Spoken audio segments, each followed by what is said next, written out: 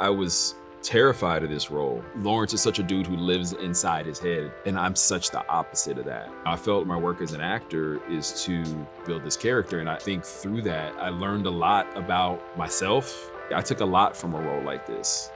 Hey, what up? It's Jay Ellis, and I'm hanging out with The Hollywood Reporter, checking out some scenes from my past work.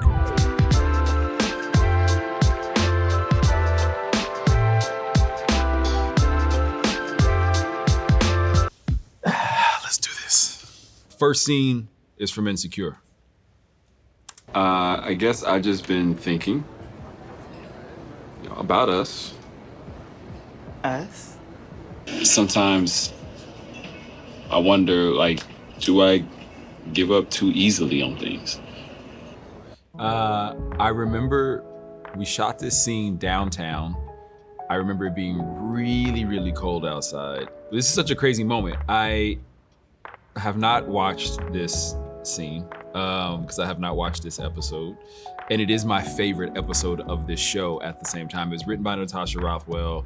Our DP, Ava Burkowski, directed this episode, first episode they directed. And it's a big one. I mean, this is like, the thing that you have waited for from Lawrence and Issa for 4 years at this point, right? In their relationship.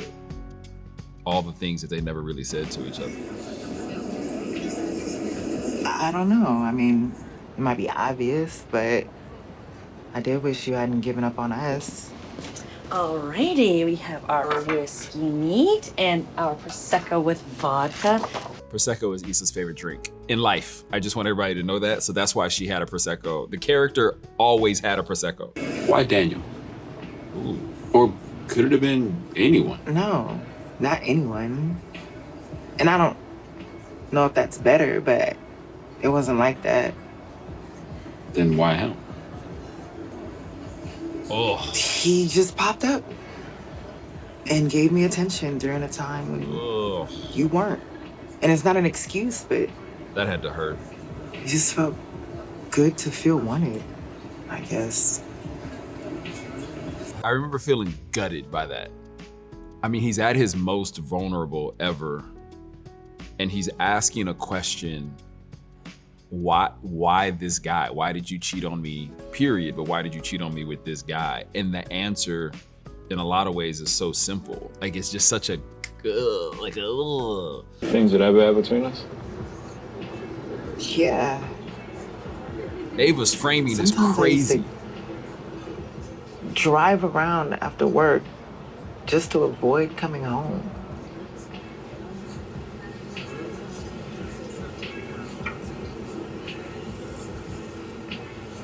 I'm sorry, is this too much? They don't know what to say. They're both like, But I that was still wanted rough. to be with you, not him. I just had a moment of weakness. Well, we were trying. We had recommitted to each other, so some part of you had to want to blow that up. No, I was devastated. I wonder how many times two people in a television show have ever sat down and been completely honest about why their relationship didn't work, or why one of them may have cheated on the other. I think that was one of the things that I love so much about this episode is where it starts and the fun that these two have, but it allows them to go on this journey. They kind of get to peel off the mask and just be with each other and be real with each other. I think over time I did become more and more protective of Lawrence, because I think what I was experiencing in playing Lawrence was, all the things that guys just don't say, right? You find it a little bit later in life, maybe if you take the time to explore and do the work for yourself. But at this age, most guys are not having these conversations, but these are their feelings. And so I think I started to get very protective about that because I understood what that journey was like. We had a huge male audience for this show. And I think people don't realize that, how many guys would show up to watch this show because they saw themselves through Lawrence. And I think that made me even double down more and get more protective, because I was like, yeah, I'm out here repping for you. Like I get it, and I've been through that with you, and Lawrence is obviously going through that. So, you know, I understand it. I was scared we'd fall back into old slow patterns. pushing. For an entire year, nothing I did could snap you out of what you were going through. You didn't want to talk. Just couldn't. And then when everything went down with us, it was just easier to blame you. It felt like it was the first time where I had heard a guy talk about his depression and be able to like look back and articulate like what he was actually feeling and going through, and realize how what he was doing was affecting her. Like he's hearing for the first time how it was affecting her. But like, I don't know, like there's something beautiful in the fact that he's also saying like, it was not about you. Like it was me, and I was in my own way. And I'm sorry that I got us to where we ended up. It's like a 5-minute scene. I mean, we probably shot this for an entire night. Man, you know what else is crazy about this episode? My daughter was probably like 3 days old when I shot this. So yeah, this is no sleep. Team no sleep. Yeah, we really weren't talking then, huh? I also love this. We had this insecure angle. We kind of coined it the insecure shot. And it was always a shot, mostly a shot where you were like in a lower third of frame and the camera was above you looking down. So you always felt small or unsure or insecure. This shot evokes so much emotion that I think the viewer doesn't even realize, but you feel for the character in that moment because of the way it's framed. We got to, in this moment, experience two people coming together who hadn't been together because we as actors had not been on set together in a while. Lawrence had his own storyline in the show, so I didn't see Issa Rae as much. So that was also a really interesting thing, that like life was imitating art and art was imitating life in a way where we got to play on some of that. I think it's the best episode of the show. I was terrified of this role. I did not know. Not that I didn't want to do it, I was afraid of the vulnerability of this role, I think. And Lawrence is such a dude who lives inside his head, and I'm such the opposite of that. I felt my work as a performer, my work as an actor is to build this character. And I think through that, I learned a lot about myself. So yeah, I think you take a lot. For me, I took a lot from a role like this. All right, next up, Top Gun Maverick. So what say you put some skin in the game? Yeah, man. Whoever gets shot down first has to do 200 push-ups. 200 push-ups. That's a lot of push-ups. Well, they don't call it an exercise for nothing, sir. Crazy. All right, so let me back up. This is absolutely insane. So first of all, you know, we are, I think for this, we actually flew formation with Miles a couple times. So, you know, in flying formation, that's two planes actually flying with each other at the same time. We shot this piece together. When Tom shoots through us, we shot that piece together. That scene is crazy. I haven't seen that in a couple years, and that's absolutely insane that jet just shoots through there like that. But you know, when you're in these jets, you're like, we're probably going 400 or 500 miles an hour, 500-600 miles an hour probably. We would sit in these briefing meetings before we flew for like an hour, and you would go through your whole flight plan. You would go through your scene, you would go through the moves for the plane and what the plane was gonna do and what you needed the jet to do in order for you to execute what was being asked of you. Then we also had to go through all these safety protocols. We had to know the weather. So there was like so much technical that had to go into this while also still performing. It was wildly different than anything I'd ever done before. I mean, first of all, you're working with Tom Cruise, you're learning how to fly a jet, you know, you're with this ensemble of insanely talented people who you're all going through this experience together, which I think bonded us in a really unique way that you don't often get in projects. But this was crazy, you know, and I think about Payback, and my whole thing was like, I always wanted Payback to be a guy who like felt cool, felt smooth, and he's like always the guy who like will ask you for $5 and never pay you back. Like that was like, he's just like, but I also like this idea that like he's a sharpshooter, like he's really good. He's a cowboy, right? He's a gunslinger, and like he's really good at what he does. And so there is an ego and there's a cockiness to that. That's kind of how I constantly thought about him. Tally! Maverick's coming in! Tally. Poor Danny. Danny's back there like the whole time. And I'm not gonna tell you how many times Danny Ramirez threw up. He'd be mad at me. It was a lot. Where's your wingman? Rooster, where are you? I got you, Doc. I'm coming. Look at that. Break. Get ready. Rooster just saved your life, This is Ellis. insane. I still can't believe we did this. That's the joy of it. Like I don't even know how to explain it. Like that's why I do it. Like that's why I love it so much. That's why it reads on camera and why Tom refused to do this on a stage. Like he was, his whole thing was like, if I'm gonna make this movie, it has to be real. It has to be in the jets, because the reality of it is like we would never be able to act what that feels like. You just can't. And also your face from the G's fully drags down. Like you can't make that up. You can't simulate that. And so I think, it is obviously your adrenaline is pumping and you're tired by the end of it. You know what I mean? And obviously there's so many things to worry about, but I don't know, that's the beauty of the job. Like that is what I was born to do. So I don't know any other way to think about it, but to love it.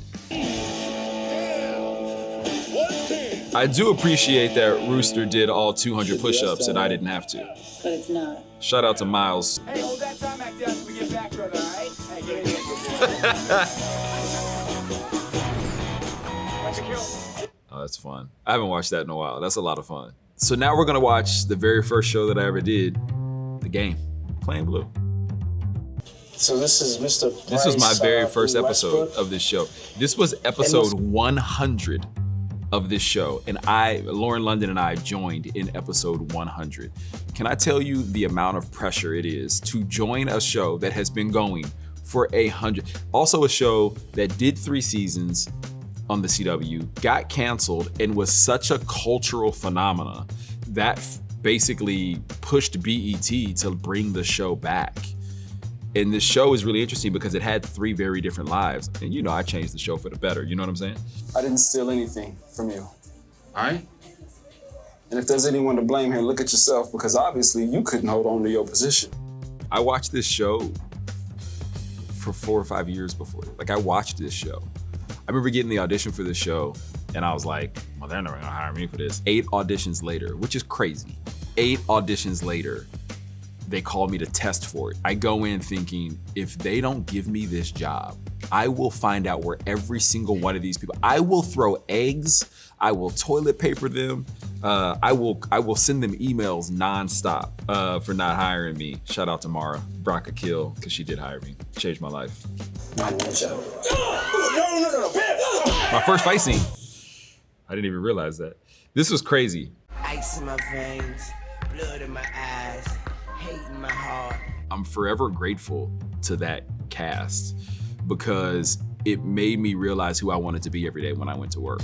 Like they knew these characters in and out so well. Like Wendy, you didn't even have to put a mark down. She knew where her light was. While there was a lot of pressure because I joined in the 100th episode and replaced a character that was very loved, there wasn't pressure because I also knew that like this was their house. They built this.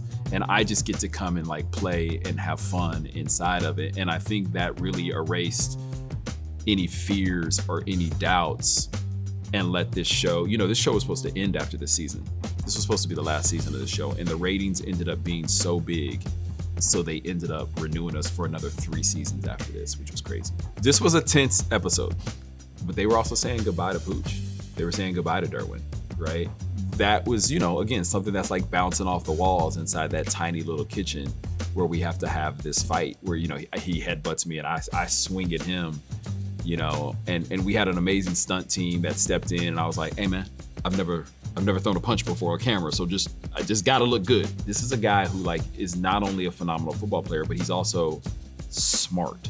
He also graduated with a 4.0 and he actually went to class and took hard classes. And so there was also this thing of like, he has a bit of an arrogance to him because not only does he think he's a better football player than you, but he also thinks he's smarter than you, which is going to get him in trouble at times. And so that was also another fun thing to get to play. Up next is Running Point. You're a tough guy to get a hold of. Yeah, it's been crazy. Good news is I spoke with the commissioner, got it down to a fine, not a suspension. All you have to do is read this apology and we're good to go. I'm not apologizing. So for 8 episodes, we've watched Coach J and Isla form this friendship, right? Obviously he works for her, but like it's been cool to watch them kind of form this thing where like they're bouncing ideas off of each other. And also there's this thing between them that I think they, somewhere inside, they feel, whether they've obviously expressed it or not. But this is interesting because this is the first time where we actually see them butt heads. Like we see them in a completely different way and challenge each other. But we're now getting to see this like different side of him, which I think even Isla is very surprised by this. Okay, look, I know. Divorce is painful. I've been through it myself. Yo, stop, okay? Chill, Your 10-minute Isla. marriage to Mr. 90210 is not the same thing as my life with my children and Olivia Ann. And if you got a problem with that, then you can get a new goddamn head coach. Ooh, the practice stopped. Ooh. Keep it up. Her physical comedy is so fucking good. Her physical comedy is so good. She runs into that door like 5 times throughout that show, and every single time, it's like the first time. So good, so good. Just too clean. Smudge them up or something. They are actually playing basketball in front of us, and what they're using a foam ball that looks just like a basketball, and it actually bounces. You have to push it really hard, but it actually bounces. They are still playing with that ball. They're still bouncing it. They're still throwing it to each other. They're still shooting it. Last one is Freaky Tales, Sleepy Floyd. Oh, Bell Tolls.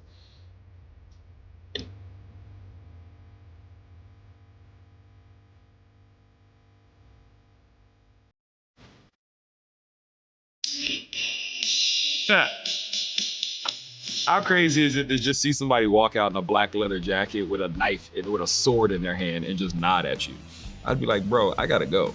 Freaky Tales is a fun one. You know, I'd never done martial arts before. I think I had like a white belt when I was probably like in 5th grade, and I'm pretty sure I did not get a yellow belt after sticking with it for a little while. I had about 4.5, 5 weeks to basically learn like 5 or 6 different styles of martial arts, 5 or 6 different weapons, and then also learn the choreography. I usually always create a playlist for a character that I play. For Lawrence, I had this very East Coast, like early 2000s, mid 2000s, like hip hop, like, and also like super like heady guys, like a Talib Kweli or like a Mos Def or, you know, some early Jay-Z. For the game, I had like a whole nother like version of like, he was from Stanford, he had graduated from Stanford. And so I had like a whole like California playlist, hip hop playlist that was for him, but then also had like jazz, some classical every now and again. For this, I was constantly listening to this playlist. So I know every single song, like beat for beat and word for word, pretty much through all of Sleepy's sequence. Yarborough and Peoples is probably my favorite because it's like right when like Sleepy rips off his jacket and he's got that yellow vest with all the knives and he kind of like squares up and he's about to like fight these 25, 30 guys that like rush him. And it's don't you stop it, while he's like, you know, slicing people and parrying and fighting and kicking. And so that was like, the use of it was amazing. I love storytelling. I love performing. I love acting, and I think, as cheesy as that probably sounds, but I think going from film and television, where I've been very fortunate and have gotten to do a lot of really cool things and work with a lot of really great people, like I find myself constantly seeking more challenges and other challenges and pushing myself. And to me, like the next, you know, evolution of that was getting on stage. Duke and Roya is a story of 2 people from 2 completely different parts of the world. One is a rapper on a USO tour. The other is an Afghani translator on this military base who ultimately kind of get thrown together. And through conversation and exploration and curiosity, not only do they see each other, but they start to see themselves and explore who they really are, while also kind of falling for each other. I met Warren Adams, who's our director of this this play. We randomly had a coffee and an agent introduced us and he was like, would you ever do a play? And I was like, yeah, actually I want to do a play. I actually been wanting to like get on stage and like be terrified a little bit. I fell in love with this play. I fell in love with like the journey that this character goes on because it felt like such an artist's journey. I think in life, we've all spent time with people who've made us just think in a different way for whether that's a short amount of time or a long amount of time. And I think that's a very relatable thing. And then very specifically for this character, I think that, you know, he needed to be pushed by someone who respected him for what he did, but also saw him for who he is.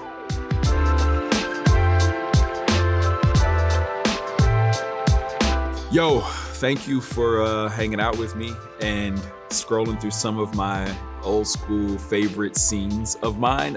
This has been crazy. It's wild to see all of this work that I've been able to do. I've been fortunate to do. Appreciate y'all. Thanks, Hollywood Reporter.